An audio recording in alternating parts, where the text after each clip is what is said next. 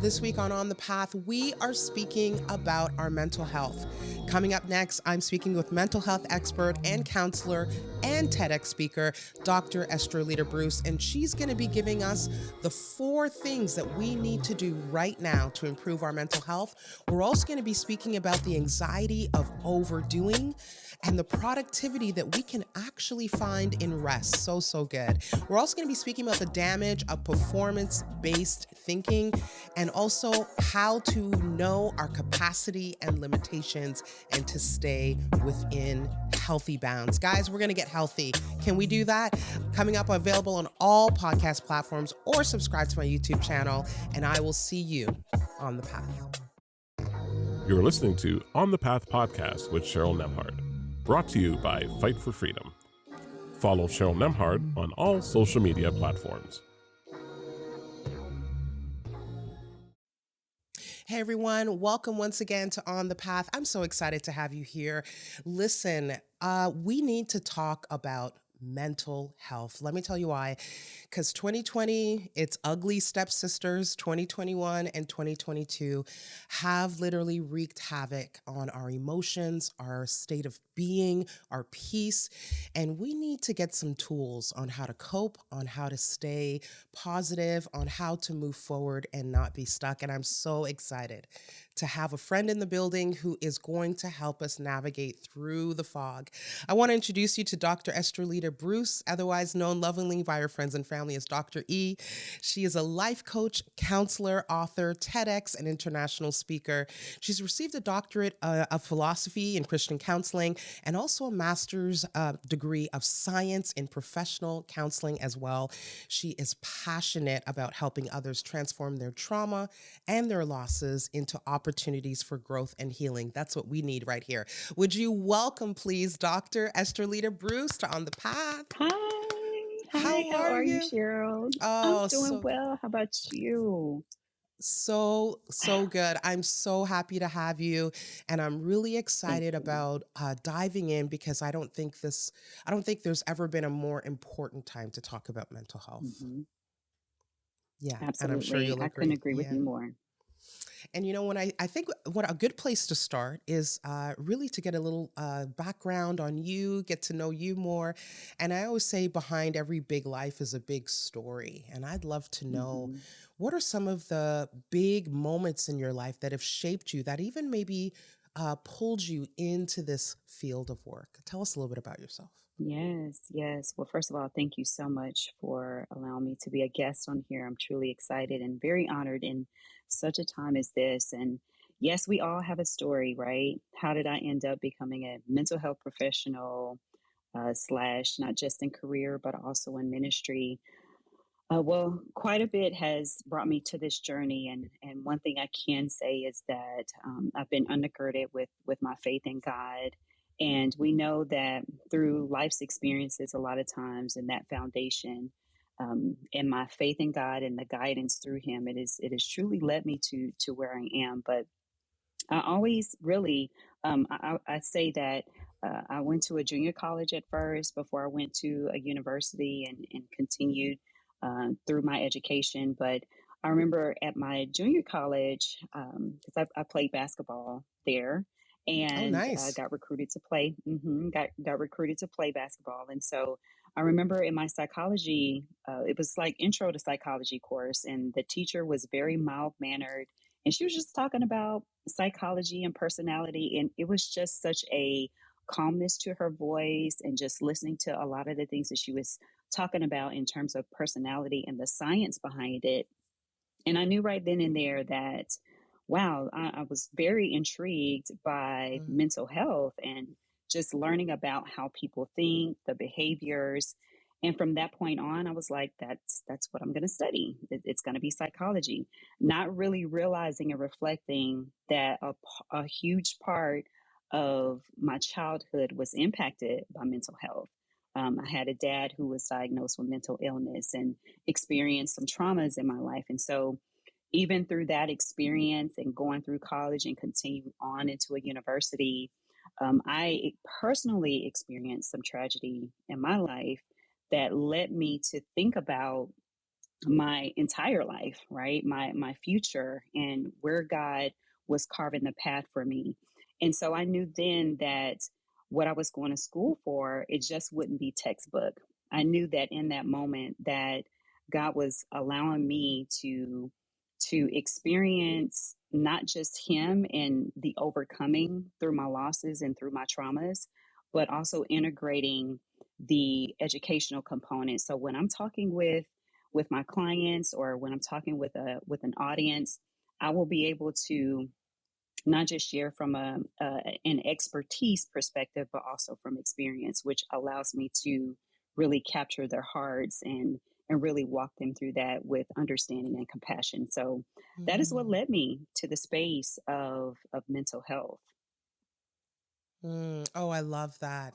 And I think we need to talk about what's currently happening, like the landscape and the Hmm. climate of the day. There's a lot of mental health that's being affected by this lengthy, ongoing, it just draining pandemic that's affecting us on so many sides. So much loss, so much grief, people being Hmm. shut in and different things. Can we start here? What are some of the damages? Like, what have you seen as the effects on our mental health Hmm. currently with all that's going on? Well, really, it's the uncertainty, right? Especially when the pandemic first happened, we all experienced a global trauma, right? It didn't matter Yeah. what background you came from. It didn't matter your religion or even your culture. We were all impacted by the same uh, the same virus, the same Yeah. disease. Yeah. And so from the jump, it was the uncertainty of what is this and how long is it supposed to last? And Mm. so in the course of this happening in the past few years, what has happened is that there's been an increase of anxiety and depression. There's also been an increase of loneliness because if you're talking about quarantining, right? Right. We can't connect the way that we used to. When you talk about grief and loss, that's the moment where you're supposed to get together with family and support. You're supposed to touch one another. You're supposed to hug one another, hold each other's hand. Well, we had to really be careful about touch, the very human, natural response that we all need to feel connected. So when that stopped, or when there has to be some limitation to it, and it impacts us mentally and emotionally, that sadness increases, and so yeah, it just brought a lot of uncertainty and anxiety and depression that a lot of people really didn't know how to manage. Mm. And Yeah. and for those that have been struggling with depression, Hmm. and maybe they're sitting here and they're listening to this conversation, they've landed here. What would be some key sort of signs or markers that might let us Hmm. know, hey, we need to check in. We're not okay. Yeah. Absolutely. You mentioned checking in. That's the thing. With depression, a lot of times we want to isolate ourselves. And if we're already quarantining, it's a it's kind of a forced, so to speak. You have to isolate yourself. Where depression is more because of how you're feeling, I feel like I need to isolate myself. And even though we may not be able to connect from a physical standpoint, that we can still connect through virtually, just having that conversation, just talking with someone and saying, hey, I'm not okay, just letting them know that I'm not okay. If you're starting to lose interest in the things that you once loved, even if it's going outside or taking a walk and you find yourself escaping and retracting within, I don't feel like doing those things. If your appetite is changing, if your Mm. sleep patterns are changing, those are some major indications that, hey, I'm not okay. Wow. I'm not in a place where this feels okay, or that I feel normal, so to speak. So I need to reach out to my support. Oh, that's so good. And that's Yeah. such a beautiful checklist for us to go through and notice if there's Hmm. any changes that might be an indication that we might need to speak to someone, reach out, like you said. And well, Yes. let's just stay here for a second. if I'm feeling really kind of down and like overwhelmed by the pressures, the loneliness, the sadness, the Mhm. grief, are there any immediate things that we could do to lift our spirits? Any advice for someone who feels like Mhm. they're kind of going through the beginnings of depression? Absolutely. Well, the first thing that I would say is to get out, meaning just taking a walk, get some vitamin D, get some sun. There's a natural, what I call a free antidepressant, so to speak. This is not to say that you're not supposed to take your medication, but Yes, of course. um, Yeah. yeah, exercising But it's all is around a us. way. Yeah.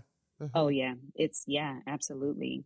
And so if you go out and you take that walk, you begin to, get those endorphins release. It actually helps boost your mood. So if you find yourself wanting to stay like in a dark space all day, open up your curtains, let the light in. These are just some very small things that could adjust our mood just a little bit so that we could do the next thing. Okay, now that I've opened up my windows and I've let the light in, let me go outside. Let me go take a walk. And that will create the energy that you need to do the next thing. So all it takes is the small things that we need to put That's in good. place. That's so Yeah, so good. Thank you for that. And absolutely. from the time I've met you so long ago, when you had come to speak and host a conference in Toronto, Canada, and I just love everything about you. I track with your social media. You've always been so consistent in encouraging all of us to step Mhm. into our best selves, become the best version of ourselves. And I thought I'd love to help people right now, like as we dig into this conversation on mental health. What are some of the obstacles that come in our way that block us from being our best selves? Oh yeah, that's a huge one. And I think with the pandemic, it adds to this, right? It can add to this. But some of the things that can block us from really becoming our best selves, really right off the bat, if we're holding grudges against someone, right? Ooh, Unforgiveness can really stop us from being our best selves because it doesn't allow us the space for growth or even opportunities for new relationships because we're holding on to something or an offense that someone hurt me, right?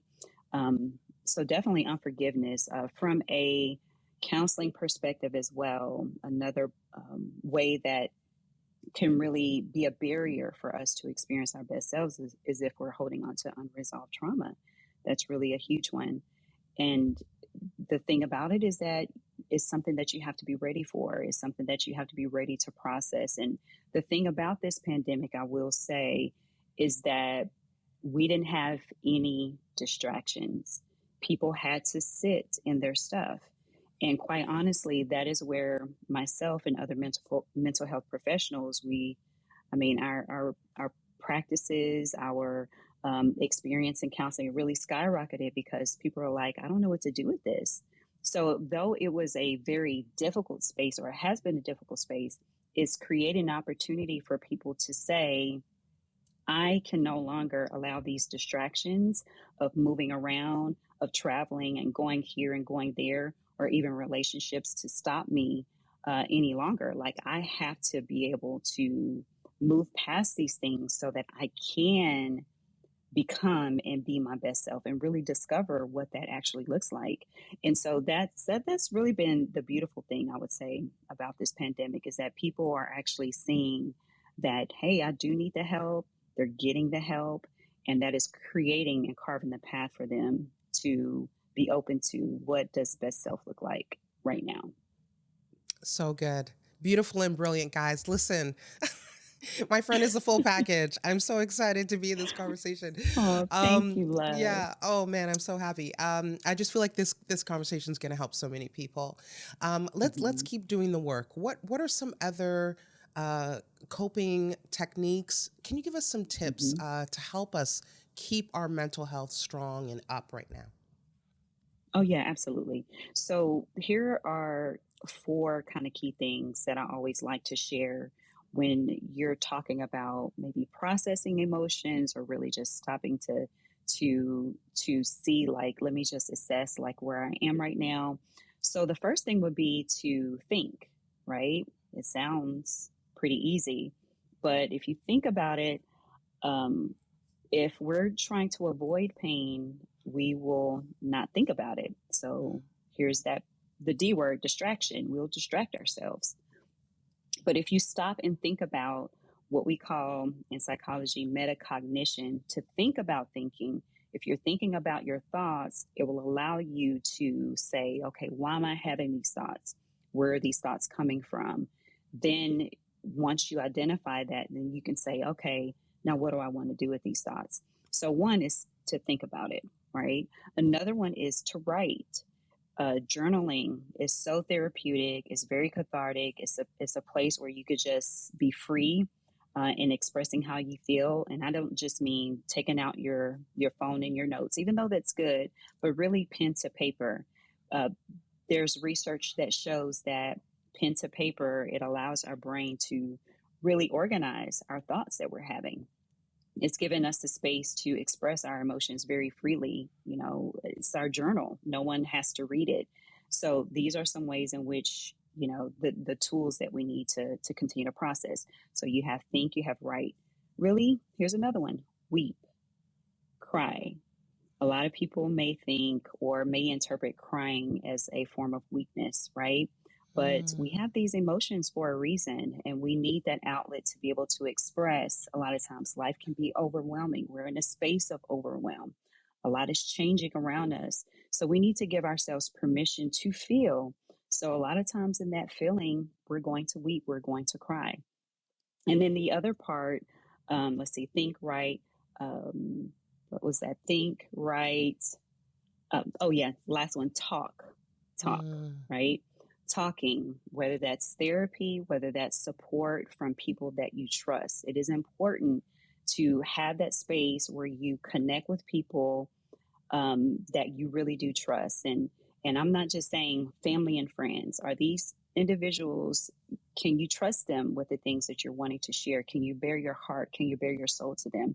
And of course, I'm a huge advocate for therapy. So if there's anything that exceeds that maybe your friends or your families can't help you with, it's okay to reach out for therapy. So think, write, weep, talk. Those are the four I areas. love that. Think, write, weep, talk. Beautiful. So, so, so good. And I pray that you guys got those. I'll say it again. Think, write, weep, talk. Permission to do all of those things in order to help us really begin to do the work of becoming lighter, reconnecting. Hmm. Maybe we've isolated ourselves, as you said. And so those Yeah. are beautiful, beautiful tools. Listen, you are Thank just, you. you're so good with words. The spoken and the written. And I have a quote from one of your posts that you had done quite some time back, but I'm going to read it back to you. And then I thought we'd Okay. kind of talk about it because it just struck me. Here's a quote. Hmm. There is freedom to rest. Take it. In a world of hustle, I love that. In a world of hustle, remember rest is just as important. Release yourself from the anxiety of overdoing and make space for rest. Well, okay, confession. Hmm. I'm gonna Hmm. I'm on the therapy couch now, guys. Confession. I'm an overdoer. And so that when I Hmm. saw that in the quotes, the anxiety of overdoing, I thought, oh, I've got it. Then as soon as I get you on this show, please talk about the Hmm. anxiety of overdoing. How do we overcome it? How do we recognize it? How did we Hmm. find ourselves there? Anything that helps us with that. Oh, that's so loaded. I'm trying to remember when I Yeah, wrote take that, your but that time. actually Yeah. that speaks to me today. The Oh, reason wow. why I wrote that is because it really came from a personal place. So I share that with you, Cheryl. You know, overdoing, overachieving. It's just I can do that well. Yeah. We can hustle well, but can we rest well? There is rest and there is productivity in rest. Productivity Mm. and rest. If you think about our computers that have to shutting down, and it's a machine, even it has to shut down sometimes to make those updates. If we don't give ourselves time to shut down. It never gives our brain the opportunity to update and to really rest and just turn off. I mean, we just absolutely need that. But the anxieties of overdoing a lot of times come from a space of either lack. It can come from a space of um, just a survival response, so to speak, right? And if you feel that I have to take care of everything, or I'm in the position, or I've been coined to be in this position to do and do and do, you condition yourself to think that I have to do. So if I have to do, there is no room for rest, right? Mm, Um, a lot of times it can come out of the need to perform. This is a really heavy one, but a lot of times that kind of performance base comes from the need to be accepted, right? I'm going to perform in order to get the accolades. I need to perform in order for me to receive some recognition because maybe you've experienced some form of rejection in your life. Maybe you didn't get the attention or the nourishment that you needed from a family member or even a parent. So you felt like the only way that you would get attention is through performance. And so that's what creates anxiety. I have to perform, I have to do it well. And you bring that kind of present day. So then if you have to perform, you have no room for rest. And so that's where a lot of that can really come from is our need to survive, our need for love and attention, our need for that recognition. But you will soon experience burnout. So that is why rest is so, so paramount in our lives.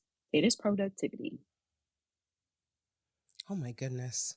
I don't know if anyone saw, I'm sure they did it because we probably cut nicely to you, but I was quickly writing notes for myself. The anxiety of overdoing, the productivity Mhm. found in rest, the damage of this performance based mentality that we have going on. So, so, so, so good. Well, I want to, you said that I can talk to you. You're an open book. So I got a Yes, personal question for sure. you. Yeah. So 2021 and 2022 have been so Hmm. devastating for all of us, from the pandemic, as you said, grieving, Hmm. loss, people losing their livelihoods, their businesses, out of work. It's just been tough. And then add in with that just the political tensions, racial tensions, just everything. It's just like Hmm. it's this sort of like horrible mix, just this brewing thing that feels like it's going to explode at any moment. I want to know, how has this affected you? How have the past, say, 2 years ish affected you? And what are the big lessons that you've learned during that time that you could share with us that could help us on the way? Wow, that's a huge question. Yeah, you're all in my mix right now. Well, Love it. Love it. it certainly it impacted me in such a way where um, one at parenting. My daughter, we have an 8-year-old. She was 7 at the time. She's now 8, but still, we had a small one here at the house, and I'm used to her going to school and having to take on new clients and then having to adjust her being at home. It was a huge, huge stressor. And so I can imagine with parents, or you have more than one child, but that was really, really, it took a huge toll on me emotionally because with this adjustment, I had to learn how to be there, not just for myself, but be there for my daughter. I had to adjust being at home with my husband, where he would had to go to the office. We had to be in each other's quarters all the time. So learning to not just spend that family time, but also learning that it's okay for us. Let's go to our own space. We need a break from one another. Right. Learning that type of balance within the pandemic has been really, really huge. And also just taking on not just what was going on in my home, but the workload or the caseload that I was also having to take on as Mm, well. So there was a lot to quite a bit to balance. And one of the greatest lessons that I learned was that it's okay that I can't do everything. Like So good. this pandemic taught me my capacity. And because of that, it Mm. taught me my limitations, it taught me my capacity. It was one of the main things that I shared was know your Mm. capacity. You don't Mm. have to be the be all and know all for everything.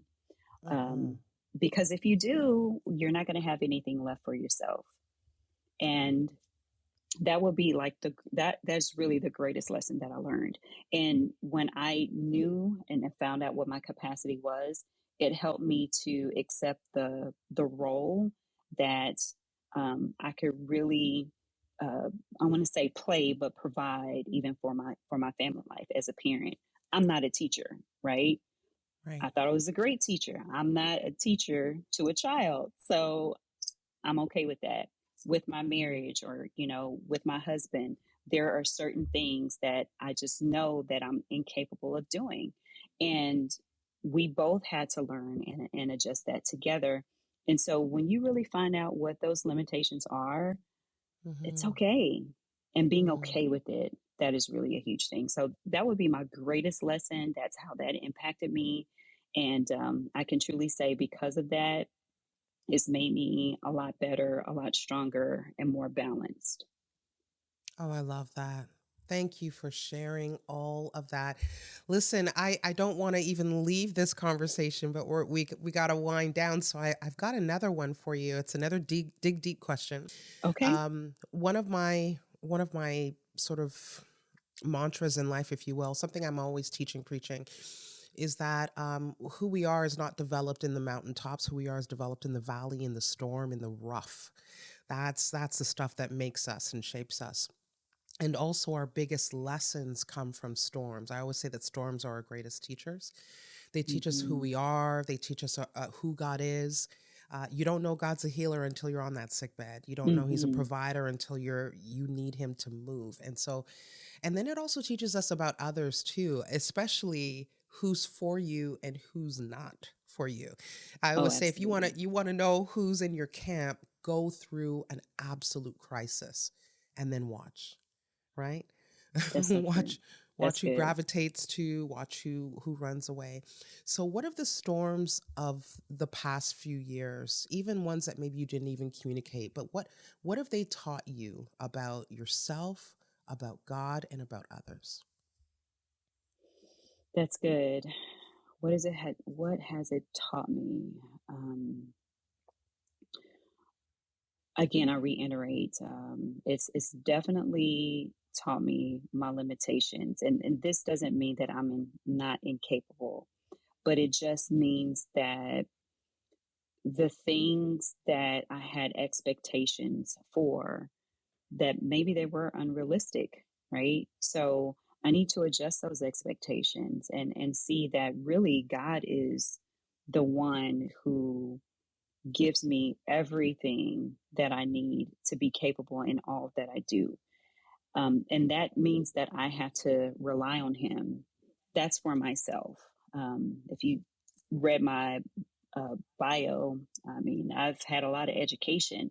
So I can really depend on my education if I wanted to. But last year really taught me I could do nothing without God. I don't care how much I have. And so that was a huge, huge moment for me. Mm. And then when you talk about the storms, as I say, opportunity, I always like to define that word. It means a set of circumstances that makes it possible to do something. Mm. But it doesn't say in that definition that those circumstances have to be favorable. So, like you, I've seen storms as an opportunity for me to improve in the areas of my personal growth, my spiritual growth with God. That was one of the things. Mm. When it comes to my relationships, um, how can not just looking at it, what they can do for me, but Right. what can I do for them? Even if they are in a bad space, we all have to extend each other some grace in this Mm-hmm. time. I always say, leave space for grace Mm. because you never know what a person is going through. And so, just really extending that grace to them, even with things that you don't quite understand, even if you can't have conversations at the time, but really just stepping back and praying and say, Lord, provide the opportunity. Should we have this conversation? I want to build from here. That's one thing that it's taught me about improving those relationships, whether they're close or afar. And I think the third thing you asked me was it about my relationship with God? Yeah, yourself about yeah. Who did you Mm. find God to be during those tough times? Oh, faithful. Mm, Definitely so faithful. So faithful. And where this is not to be insensitive to what was happening around me because a lot was going on. It was impacting me in such a way that my heart broke so many times over. And the things that I see, a lot of times I don't mention on social media because I have to be okay for my family and I have to be okay for my clients. But I saw God being faithful in my lives to where even with all that going on, that He still provided opportunities for me to extend myself in a way that allows me to be there for the people that He's placed in my life. So it doesn't mean that you can't solve all of these world's problems, right? All of these issues, political, racial, the pandemic, but it's really thinking about what is it that I can do to contribute and allowing that to be good enough. And so seeing him faithful and increasing those opportunities for my life, I think that has just been such a blessing to be able to mm, do that and to be in that space. so good. Oh, Dr. Estrelita, I'm so thankful that you stopped by and you walked with us a little bit on the path. I know that you're so gifted at what you do, and now one of the blessings with everything that's gone on is that you do a lot of virtual counseling as well. So Mhm. I'd love, just before I ask you a surprise question, which I have for you in a Okay. moment, how can we track with you? How can we find you if we want to book a session online and just get Mhm. some help, get some tools? Can you tell us all the things of how we can find you? Absolutely, absolutely. Well, I know that you're in Canada, so from a professional perspective and counseling perspective, I'm only seeing clients in the Texas, in the state of Texas, but you can certainly find me at a new me DRE, which is a new me Dr. E. You can find me on Instagram, on Twitter. Um, I'm also seeing clients even out of state and in different countries. If you wanted to book a life coaching session with me, that's a Nice. little bit different, Nice. and you can find me on, excuse me, on my website at anewmedre.com. So anewmedre.com. A newmedre.com. Great for life coaching Yes. anywhere. And I'm so glad. Anyway, And Instagram again is anewmedre. So anewmedre. It looks perfect. like Dre. Right. Perfect. Well, here's your surprise question. I'm so thankful Okay. we had this time. So, in light of our conversation around mental health, all of the tools, all of the signs to look for if we are struggling, I just want you to finish this sentence. It's time for what? It's time for what? Freedom. Hmm. Oh, hit me, why don't you? It's time for freedom. I love it. Let me reverse it on you. What is it not time for?